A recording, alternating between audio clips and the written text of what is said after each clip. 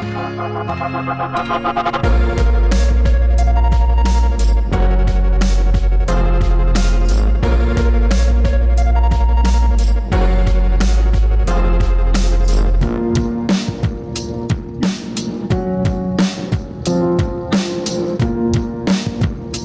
to Blackbird episode number 9. My name is James, and today I am chatting with the Culinary Libertarian, Dann Reid. Dan is a chef and a podcaster, and we have known each other for several years online. So this is a pretty good informal chat. I love to cook, and so I just kind of wanted to pick his brain about food and cooking and that sort of thing. And, you know, obviously we get into libertarian thought and some more practical ways that you and I can learn to be more self-reliant and self-sufficient in the coming days. Before we get started, I want to let you know about BeYou Enterprises.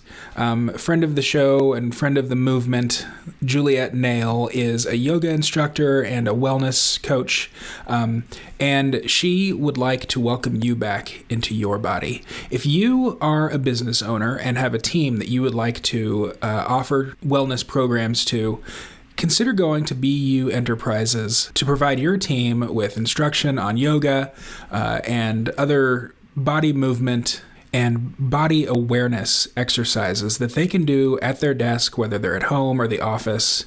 And in addition, if you are an individual who is interested in virtual yoga, or if you live in the Twin Cities, in-person yoga instruction, reach out to Juliet. Once again, that's BeYouEnterprises.com, and I'll be sure to leave a link in the show notes. And with that, here is my interview with Dann Reid. Dan, welcome to the show. Thanks for joining me. My pleasure. Thank you for having me on. Sure. So I have been, we've been interacting online on Facebook and in various groups and stuff for quite a while. But for those who aren't familiar with you, why don't you introduce yourself for the audience? Well, my name is Dan. I run the blog/podcast called the Culinary Libertarian, which we can get into in a little bit.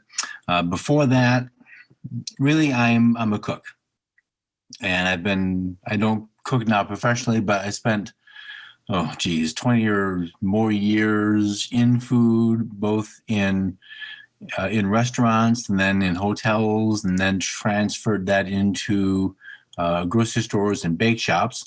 So I am a chef by training, not by certification, and I'm also a baker by training, not by certification, and I can also do pastries. So it's a fairly rare combination that you can get somebody who can do the hot side stuff and all the baking and pastry work. So I can make you your Chateaubriand and the wedding cake to go with it.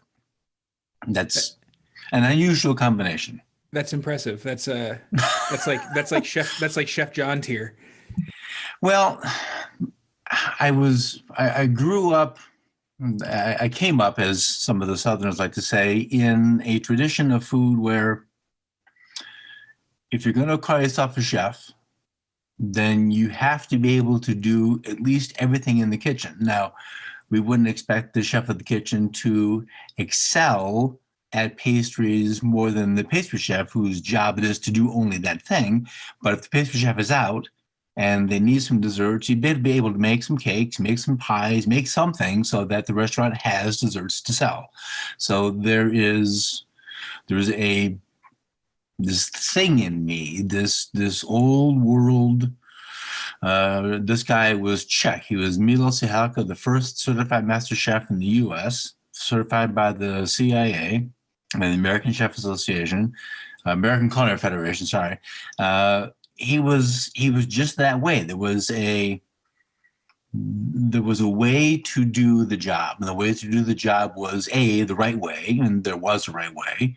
But also have skill in all the things. And so that's what I grew up in. So I figured that's how this thing goes. Years go by and things change all over the place. And so these things aren't necessarily so, but in food, so you and I and others engage in politics, but we can make jokes with the words that in my food, I have a very staunch conservatism for the old ways. And Yeah, and so it stays just with now me. when you said there was a right way, my like liberal postmodern side just bristled. I was like, wait a second, what do you mean there's a right way? I've got, Well, as we speak, I've got a bunch of chicken legs in a crock pot just sitting in like barbecue sauce, and then just whatever shit I found in the fridge that was either going to go bad or whatever, and then a bunch of vegetables. So there, as far as I'm concerned, there's no right way, but that also can turn out bad. well, so it's funny you mentioned that, because I made lunch for my wife, and it was just a kind of a cleaning out the fridge day, which sounds a little bit kind of like what you had. And there's nothing wrong with utilizing your stuffs, but utilizing them to all of their best advantages versus getting less than the best out of them is what doing it right means. And I'm going to get to the lunch in a second. And the explanation of this is we had in Tallahassee another certified master chef. We had come upon a bunch of gray mullet. Now, mullet in the South is a big deal, especially smoked. But to smoke mullet, cold smoke it, it requires some steps. You can't just put this piece of fish in a cold smoker and smoke it and say it's done.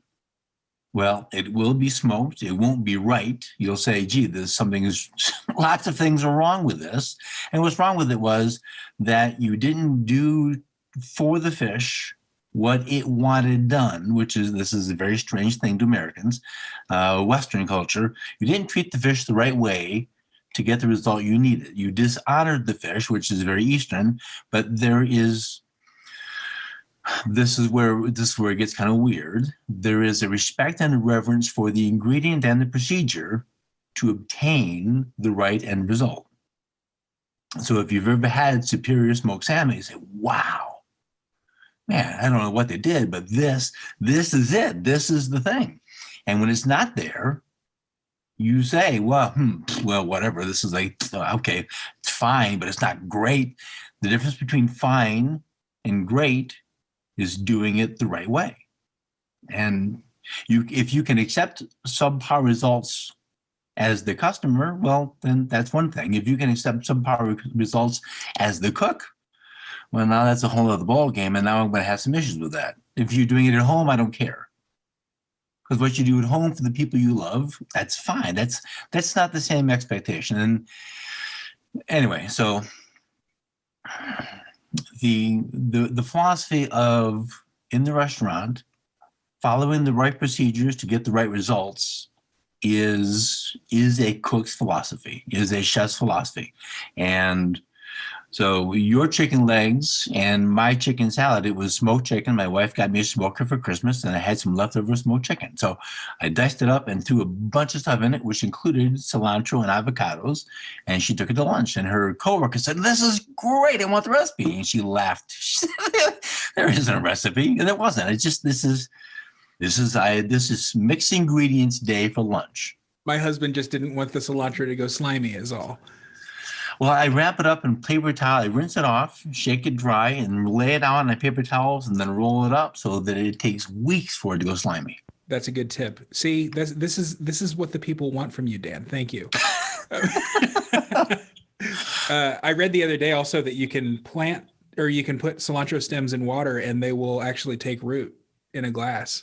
I've seen that happen, but now here's where slimy comes in.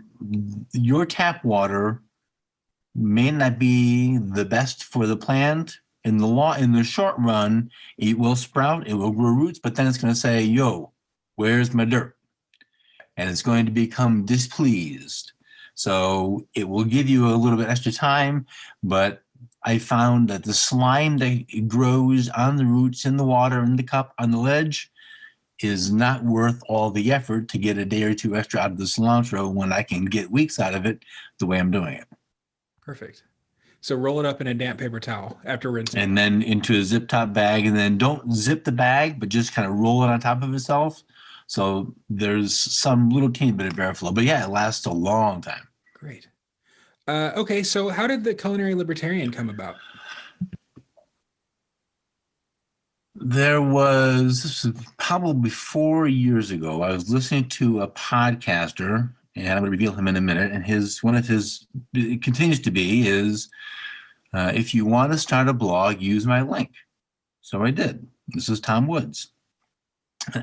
This is really kind of stupid. I should have known better.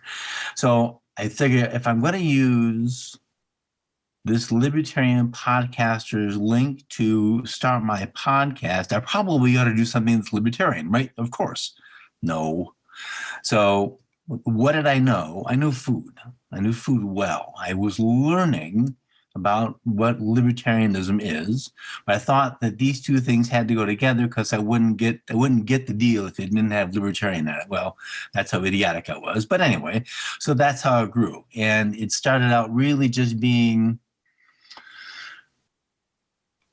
mostly baking recipes, because baking is easier to teach than cooking is easier to teach.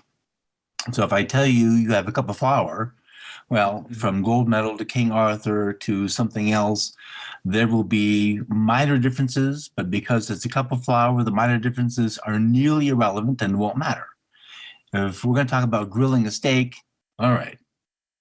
How hot's the grill? How thick is the steak? What cut is the steak? What animal is the steak? How much fat's in the steak? How many things can I not control that you're going to go and do this thing and say, this is the worst steak I've ever had? That's why teaching baking on a web page is easier to do. It's easier to teach baking in print as well, because more of the factors are controllable, because I know what you're going to see. I have no idea. When I say high heat, what does that mean to you? What does medium high heat mean? So started out that way, and as I got into liberty and libertarianism thinking more, libertarian philosophy, I started seeing a way to put the culinary part of food into more of not the user end, but the supply end. So now I have posts about how the blockchain, the same thing that people use for Bitcoin and digital currency, is used to follow fish. You can use it for anything, actually, but the thing was about following fish from its capture or catch to its final destination, because there's been a lot of, pun intended, slippery dealing with fish going from one place to another, changing its country of origin. So now it reads it's from this place, not that place, because that place it's illegal to get fish in the U.S. It's like, well, there's some real issues. There's some real concerns and some real problems in food that are made problems because of, guess what? The government. Whose government? Pick one. And then we can think about ways, either through blockchain technology, which is private, or how can we apply liberty thinking? How can we apply private property rights to this massive industry and get better results, which means more profit. Yes, that's kind of a four-letter word. Cash, four-letter word. More profit, more efficiency, better selection, and more on-time stuff to the people who want it. So that's a real fast cover of 4 years. Well, and as someone who loves to cook, even though I don't do it the right way, although the people who I cook for seem to love it. So that's great. Like my mom considers me a gourmet chef, which is always flattering. She also thinks I'm a good dancer though. So, but I was going to do something similar a long time ago. It might've even been before Tom Woods's Bluehost thing, which he still owes me a shout out. I should probably ask him for that. I was going to start a food and libertarian blog, and it just seems so overwhelming. So I'm glad somebody did it. Like trying to come up with ideas. I was finding like all these Cato white papers and stuff that just, I was young and I didn't know how to read that stuff, and it was just so boring to me. But you make it work, and you have some episodes and some posts that are just libertarian and some stuff that's just food. And I love that blend. It reminds me a little bit of Eric Peters, how he can do a car review and also like a synopsis of some new crazy traffic legislation, all in the same place. So I'm glad that somebody cracked the code on that. So how did you come to like libertarianism?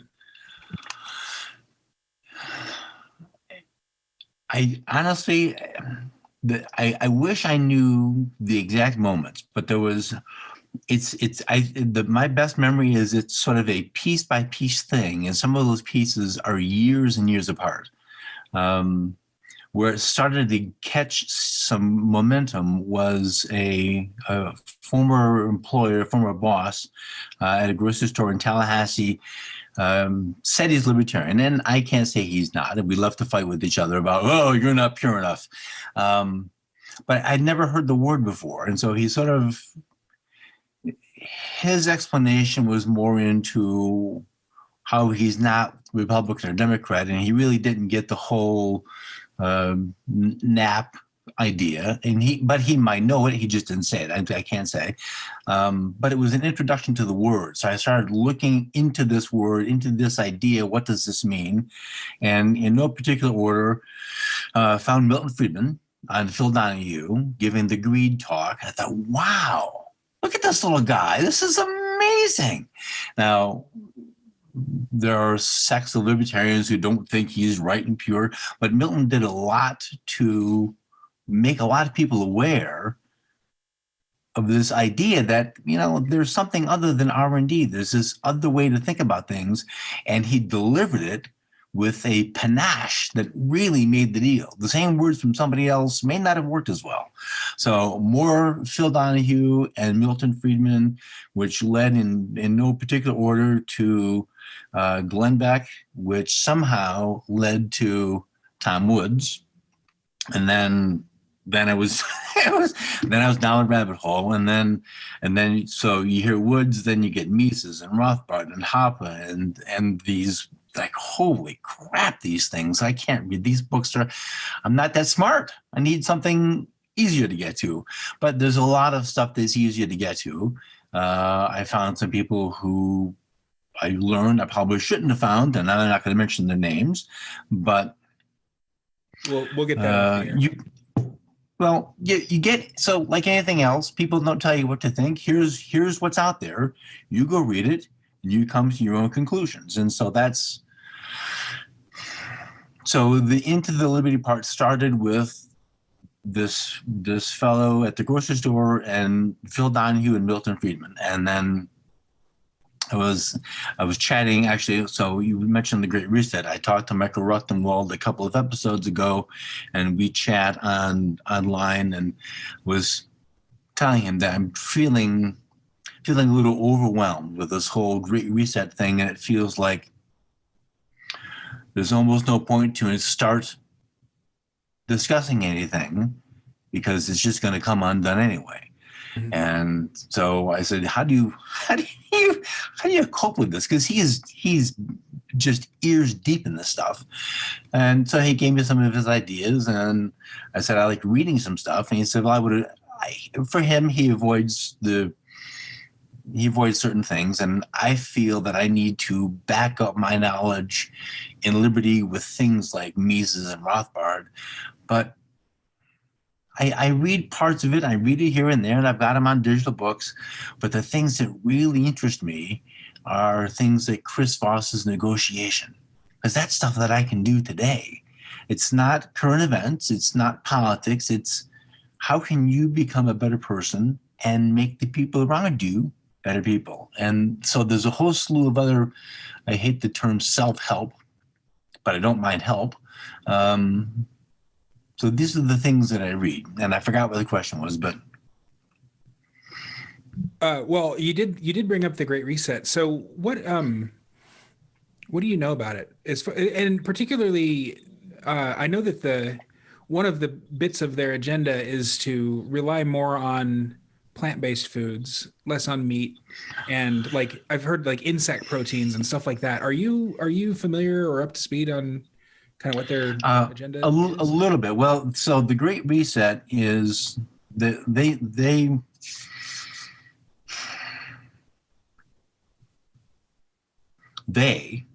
which is the World Economic Forum / Davos, starting today, have this master plan to remake. Yeah, that might be right. If I was going to say reshape, but I may not correct myself. Remake the world's economy in their vision based on a couple of premises that they think are correct. They think, one, that climate change is a fact. They think that capitalism has failed. That's a fact. And based on those main two things, they want to reshape the economy in a way that they think is going to work best. And what they think works best is fundamentally a top-down central planner determining on all levels, from food and shopping and military and electronic and technological. I mean, there's nothing that's left untouched in the Great Reset. They're going to manage it all because they know better than 330 million Americans and 8 billion Americans on the planet. So what could go wrong? Inside the Great Reset is just scores of mini resets, including the food transformation, which is what you were talking about. The Green New Deal is something that they're very for, and that means eliminating, or at least heavily reducing, reliance on animal meat, four-legged animal meat. That is between the grass that it eats and the farts that it makes, contributing to carbon and global warming. So they say. So we get rid of that and we'll focus on plant-based protein. And this is where the conjecture comes into place. Bill Gates is now the largest farmland owner, at least in the United States. Yeah, and having, well, I don't know anything. I'm speculating, but he was a shareholder in both of the major plant-based protein burger / quote unquote, air quotes, meat companies. I think he's out of them both now, but I think that this is probably this long-term plan to grow plant-based, whatever the plans are, he's got the land to do it. Anybody who's been paying attention knows that Gates has not been shy about being involved in the Great Reset and getting vaccines for everybody and lockdown for 2 more years or whatever idiocy he said. So the Great Reset in the food transformation is getting rid of actual living animals, although they seem very much in favor of aquaculture, which is an episode I just released today. But there's some discord because on one of the pages on the WEF's page is this terrifying headline that up to 60% of the Earth's marine animals can go extinct if the temperature climbs to 5C. Well, so 4.9 is fine, but 5 is the threshold, which, Bob Murphy has said that, and he works for, your audience probably knows who Murphy is. He's a libertarian economist who works for, I forgot the agency that does a lot of Homeland Institute, I think. That could be it. Does a lot of fact checking on global warming claims, and he's the one that I watched a YouTube video where he's saying, okay, they say the threshold is 2. What happens if it's 2.1? Does it just explode? So there's no explanation to what happens if those thresholds aren't met, but suddenly 5C now is a problem, and if that happens, 60% of the world's fish are going to just die. Well, that's scary. It's supposed to be scary. They want you to be terrified. They want you to give them their money and their allegiance and just succumb to whatever the drones say. So they like the idea of aquaculture, but who knows what it is they're going to be growing to feed us. I'm thinking, finned fish. It could be some giant slabs of some single-celled algae, and this is your protein. Who knows? So, can you kind of describe what aquaculture is for the audience? Yes. I think I've gone over it with some of my agorist guests, but just to kind of recenter on it. Well, aquaculture is not limited to fish, but that's the thing that's easiest to see. But it is a controlled environment of farming animals in the water. So animals could be single-celled organisms like seaweed. I'm not actually, seaweed's probably multi-celled, but I'm not a biologist. So there is a place in near Fort Pierce, Florida, called the Harbor Branch Oceanographic Institute. It's part of Florida Atlantic and University. I think that's it. Really impressive place, and they do a lot of research in aquaculture. And you can go and take a tour, and they'll show you their seed clams. They have redfish, cobia, pompano. They did. They started this thing with tilapia, where the tilapia is in the water, and you can grow a produce crop. Their example was basil, so that you're getting both land crops and fish crops. Now, personally, even though this is a really cool idea, I think tilapia is crap fish and you're better off not eating it, but that's my opinion. But that's what aquaculture is. So about 50% of the fish you find in the store or the grocer's case or in the restaurant is from an aquaculture situation. Salmon, shrimp, cod, cobia, turbo. Some of it's for feeding of the fish.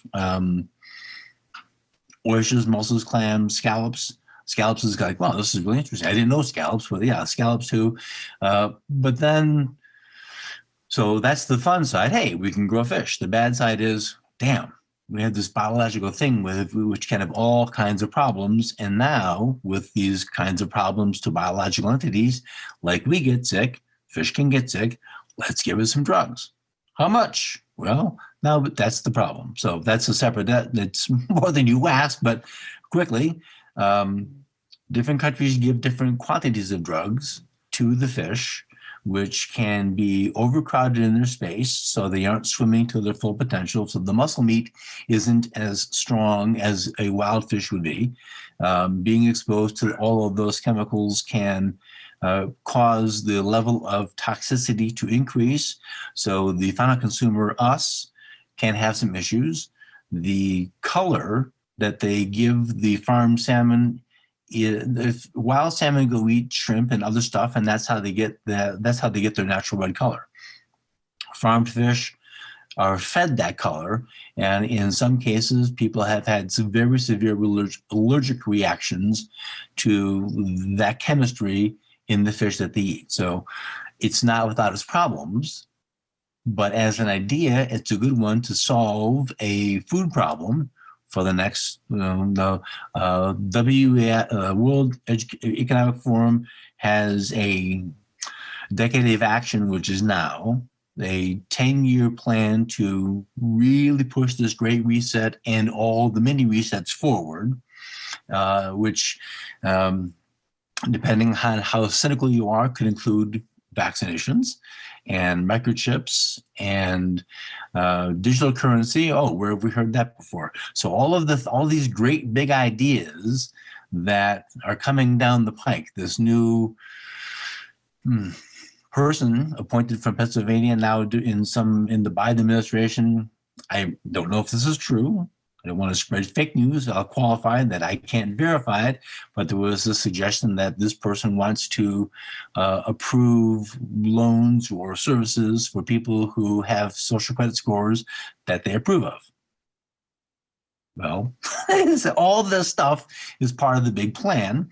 So from the libertarian standpoint, from a liberty standpoint, from a sovereignty standpoint, probably an agorist standpoint, how do we stand against that? Well, that's another show, but there are ways, but it ain't easy. It sounds like trying to remake the world in the image of China.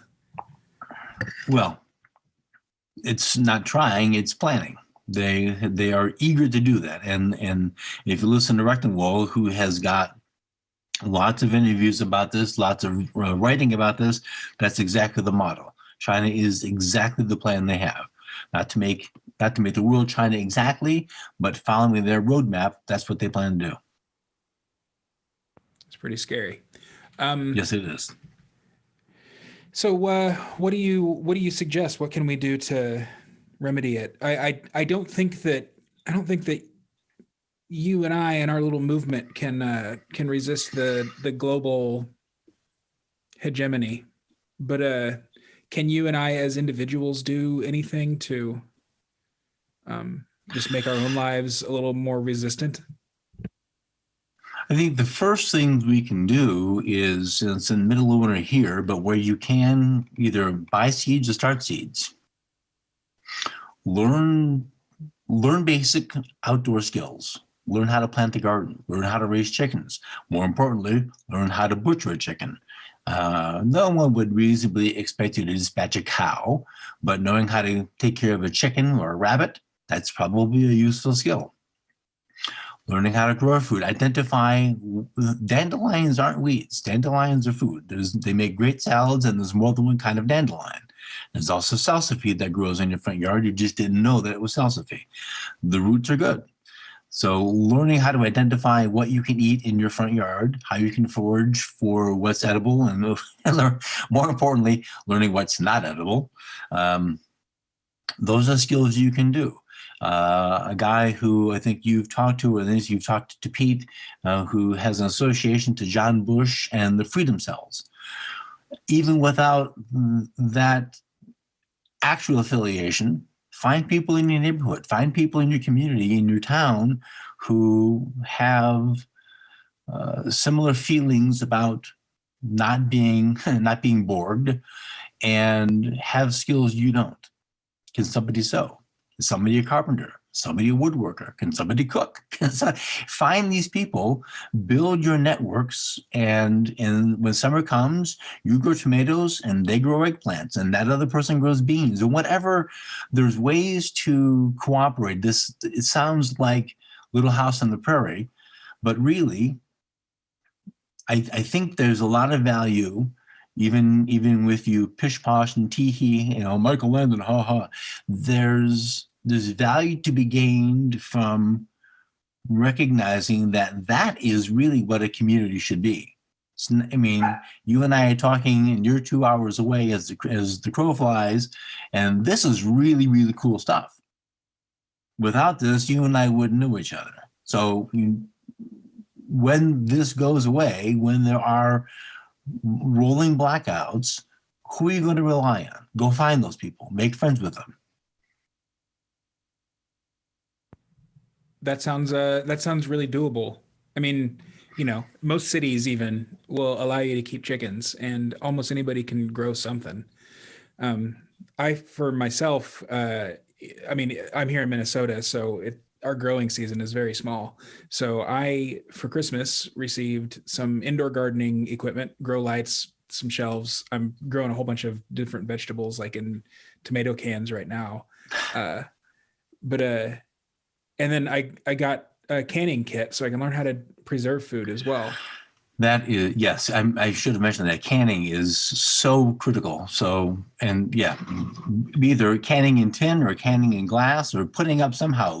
Learn how to freeze. There's ways to put it in a bag in the freezer. Well, and there's some things to know. The book Stocking Up is a spectacular resource for all that information. Cool. I'll make sure to link to that in the show notes. Oh, and also we mentioned Bob Murphy earlier, and I think I said he worked for the Homeland Institute. He actually works for the Institute for Energy Research, IER. So I just want to clarify that. Although he hasn't written anything for them since last February, so maybe he's taking a hiatus or something. All right, let's switch into something more fun. Unless you've got any more Debbie Downer stuff. Oh no, not right now, but I can find more if you want it. Yeah. There's plenty to go around. Oh, and then just for the audience's reference, we're recording this on January 25th, so it's not going to come out for another couple weeks probably. So hopefully by then we will have learned all about the Great Reset, and everyone will have attended John Bush's and Derek Brose's event, The Greater Reset, or watched the replay, which I will make sure to link to, because I think they're just going to post the videos. So if you haven't listened and watched, then make sure to do that. So Dan, Yes. Important questions. Is a hot dog a sandwich? Yes, it is. Great. Me too. Okay. So why is a hot dog a sandwich? It meets the basic criteria, which is a bread, spread, filling, and a garnish. Great. Yeah, I came up with a sandwich alignment chart, and hot dog is right there. It's a true neutral as far as I'm concerned. It's got the standard bread and maybe like a neutral filling. So, this was something this was controversial on Twitter the other day, and I didn't expect it to be salted or unsalted butter. Oh, unsalted, absolutely. Yeah, I don't like I just posted on Twitter. Does anybody actually buy salted butter? And everyone said that that's all they buy, and I just don't get it. I mean, like maybe if the only thing you use butter for is toast, and you don't want to like sprinkle salt on your toast, but then you don't taste the butter. So, okay, and that's coming from someone who's a baker, and obviously you wouldn't use salted butter for baking, but also as a cook who might use butter to, I don't know, lube up a pan or something like that. What is the best oil for pan frying? Well, now this is an interesting question because when the word oil connotes a visual, it is liquid at room temperature. Mm-hmm. When we use the word fat to talk about things that are solid at room temperature. So butter, butter's a fat. And coconut lard oil to fat. Depends how hot your room is. It's either a fat or an oil because it has a pretty low melting point as far as being in the jar. So for me, the only oil I use is extra virgin olive oil. And I know that somebody's going to be here listening to this and they go, you do what? Yes, I saute in extra virgin olive oil, even deep frying it. And I know someone's going to have a heart attack. There's apoplexics everywhere. That's fine. And my argument for doing that is the Carciofi alla Judea, which is little artichoke hearts fried in extra virgin olive oil in the Jewish section of Rome. They're amazing. I brought Rome to me and fried them in a restaurant, but oh man, spectacular. So extra virgin olive oil is the only liquid at room temperature oil I use, with the single exception of peanut oil in my deep fryer. Everything else is fats. So I save my bacon fat, I save my beef fat, I render my chicken fat, then I have lots and lots of butter. The answer to your question is it depends on the thing that I'm doing. If I'm going to make a stir fry, I use coconut oil because I like one, it has a really high heat, and I like the flavor of the coconut oil with all the stir fried stuff. If I'm pan frying, if I'm like chicken legs or something on the stovetop, which I rarely do because I have the fryer, then it's probably either peanut oil or, well, that would be it because I don't want to have all that extra chicken flavor lard. So it would be peanut oil. Really, the flavor is the oil of choice, which I'm saying is the fat of choice is the thing that complements what it is you're making. I avoid canola oil and safflower oil and sunflower oil and corn oil. Anything that came from a seed or a nut isn't something you want to be eating. Yeah, I've heard that. Okay, so what about pancakes versus waffles? That's comparing oranges and chestnuts. They both grow on trees, but they're not the same thing. So pancakes are fundamentally a muffin. Waffles it's kind of a muffin, but then you do something else to it. And something else is, and this isn't true in all waffle recipes, but for the better ones it is, you make this base, you let the base sit for a few minutes so that the flour hydrates properly, and then you add in egg whites and aerator. Those boxes you see in the grocery store, pancake and waffle batter. No, it's not. It's not. And don't buy it. They're so expensive. Don't buy it. You can make your own. You have all the ingredients anyway. So make your own. It's going to taste better and you'll be happier for it. So pancakes are muffins, just not in the pan. And waffles are aerated in a different way so that you get a better fluff and then all those lovely little nooks and crannies of fabulous caramelization. My grandmother used club soda in her waffles instead of water to make it even bubblier. That is a fabulous idea. Yeah, it's really good. The best waffles you'll ever taste. Why are pancakes technically a muffin? What is that? Like what makes a muffin a muffin? That's an excellent question, and I'm actually working on the second edition of my muffins cookbook and getting into um, some muffin history. And now today, we say there's a muffin procedure, and if you're going to do making biscuits, there's a biscuit procedure. There is a basic way to mix the thing to get there's the right way to get the desired result. And so the muffin procedure is you add all of the dry ingredients together. And what's interesting in the muffin method is that sugar is a wet ingredient because it's hygroscopic. It absorbs the water. So we're going to add that with the milk or the buttermilk, whatever the liquid you're using. And the egg and the fat and the sugar all go together. All the dry goes together. If you have a garnish, that's at the end.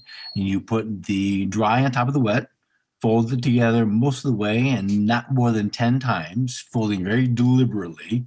Add your garnish, let it rest a minute or two, scoop, bake, and then enjoy. That's the muffin method. And pancakes are mixed the same way. And you don't stir it more than 10 times or so because that will produce too much gluten. Right. So here's where it gets kind of interesting. In regular pancakes, if you're using a gluten flour, even an all-purpose flour has gluten in it because wheat has gluten in it. You can't get around that. So the more, and this is the line is just amazing. I don't do more than 10, and I have a really wide rubber spatula for the purpose of getting the most surface area on the spatula. So I'm folding as much as possible each turn. And it's okay if it's a little lumpy because you're going to let that batter rest for a minute or two. And in the process of scooping with your disher, you're going to kind of mix a little bit more. How you know you've overmixed your gluten muffin is two ways. The first is going to be tough. You're saying, dude, it's a freaking muffin. It's not tough. Well, it has a toothsomeness to it that a properly mixed one doesn't. Then you need to put them side by side and say, okay, this isn't like chewing, a shoe leather, but there's a toughness here. But the other visual clue is the air bubbles, instead of being multi-sized, but mostly round, you'll have what's called tunneling, which looks like big, well, it's relative to the muffin, long, tall holes going up and down in the muffin. That's tunneling. That means overmixed. So the leavening has to work harder to push its way through. And so you overmix muffins don't rise as much. They're tougher, and you have the tunneling inside. Now, they're not poison. You're not going to die if you eat them.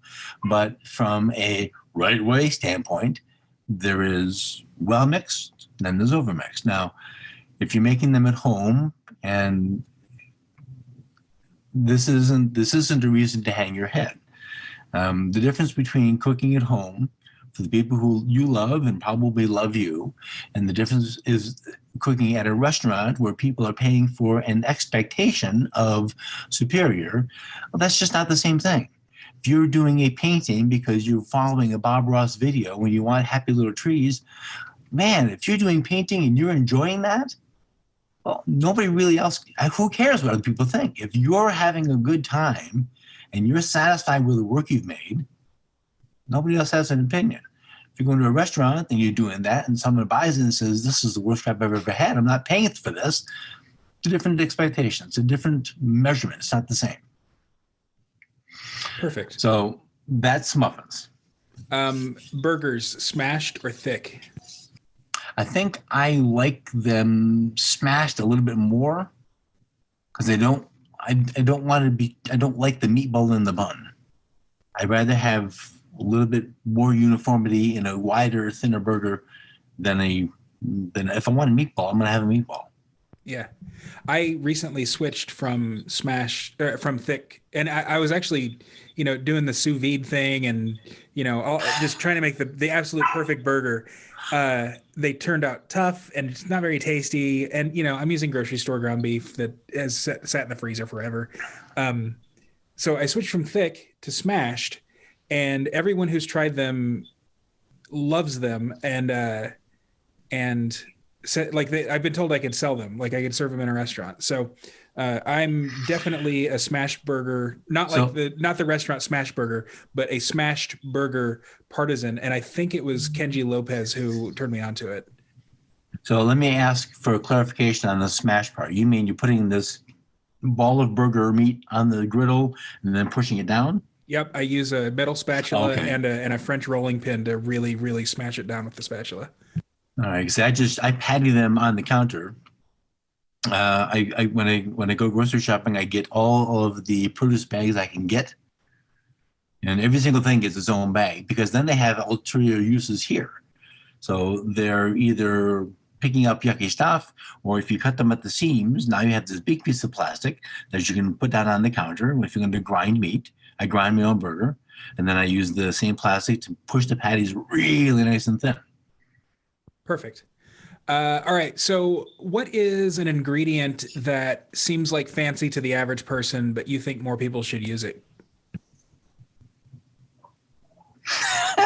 White truffles. I'm kidding. I'm not really kidding. No one can afford them. That's a good question. I don't really. I've discovered that with all of the cooking I've done, I may not understand what average people think is weird anymore. See, fennel and parsnips to me is just sort of standard stuff. And then as I see some of the people in the grocery store look at that and their eyes get big and they wonder, what the hell do you do with that? I think produce is really probably the place to go because it's the easiest to incorporate in a lot of things. Fennel is fun because it's good raw or cooked. And if you want to try it, the stores notoriously mislabel it. It's not the store's fault, it's the grower's fault. Mislabel it anise. It's not anise. Anise is a tree. But it's this green thing. It looks kind of like this big bulb, but celery-ish because it's got the same sort of strands. If you smell it, it smells like licorice. The outside part is pretty tough, so it's good for stews, soups, stocks. The inside part, when you cut it into quarters, and you'll see this really pretty, really light green, very delicate. The flavor is very, very mild. It has a very light crunch to it, and it's awesome just by itself. Thinly cut with a salad with some oranges is a classic presentation, but it's so versatile in so many things, in so many cultures, anything Mediterranean, pretty much anything French or anything Italian, which is sort of the same thing, but French, you get up into, Alsace, which is far from the Mediterranean, but they would use it with apples. It's fantastic. I think that would be it. Fennel. Fennel, great. And fennel complements pork really well too. Yes, it does. Yeah, my great grandfather was an Italian butcher, and oh, nice. Yeah, so we've kind of kept his sausage recipe in the family, and we really overdo it on the fennel seed, but it's so good. I don't think that's possible. Yeah, exactly. Okay, so I have a habit of over seasoning, and I think I'm just overcompensating for not wanting bland food, especially living in the Midwest. Like, food just turns out bland anyway. But yeah, Michigan here. I'm familiar. Oh yeah, wow. So how do you avoid over seasoning, and what if something turns out too salty? Is there a way to mitigate that? You'll have your listeners will be shouting at the radio or the computer screen saying, "Yeah, absolutely." I say there is not. You'll read, and I still know cooks who say, put a potato in it. Well, you might draw the salt out, but the problem with potato is it also draws out the liquid, and it changes the fundamental nature of the thing you're trying to fix. The only thing really to do to fix too much salt is make more of the thing and don't salt it. There you go. There is no other trick to eliminate salt. Now, if you are concerned about sodium, and I'm not an MD, I don't worry about sodium because I think we've been told wrong about sodium. Gee, imagine that. The government told us something that wasn't true. There are lots of ways to enhance flavor without adding sodium. One of the ways is learn the right way to cook. What that means is develop flavors in the pan. And what the hell did you just say? Caramelize the food. Caramel flavor, that color that you get on the chicken legs or on your carrots or celery or onions or fennel or parsnips, all of that color turns into flavor once you add liquid to the pan.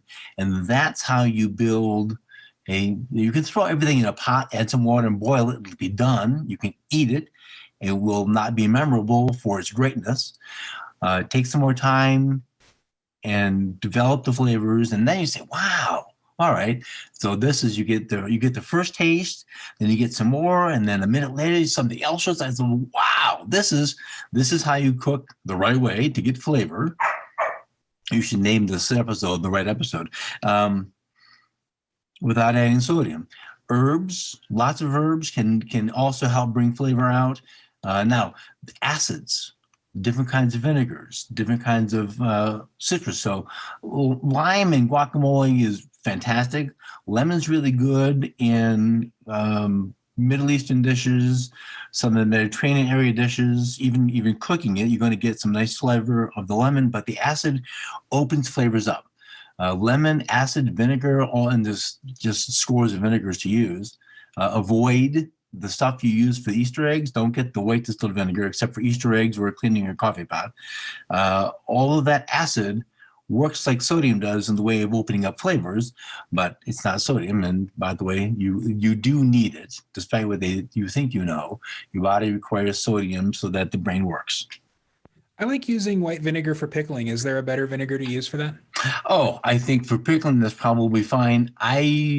Depending on the thing you're pickling, depends on how bold you want that flavor to go. Apple cider vinegar, you can either get the really expensive stuff with the mother in it, or you can get the Heinz version, which is as clear as consomme, but isn't quite as bad as the white distilled vinegar. All right, cool. Oh, you know what else? Try rice wine vinegar. That would be really good. Yeah, I usually put a couple of dashes of that in just to kind of enhance it a little bit. All right, great. Is there anything else? You'd like to cover?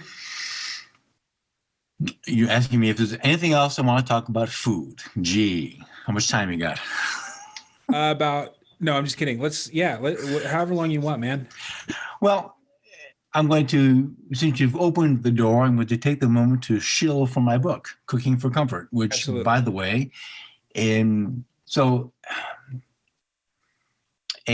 recipe, a cookbook is really just a list of ingredients that anybody can give you a list of ingredients. And the thing that makes or breaks the recipe is the procedure.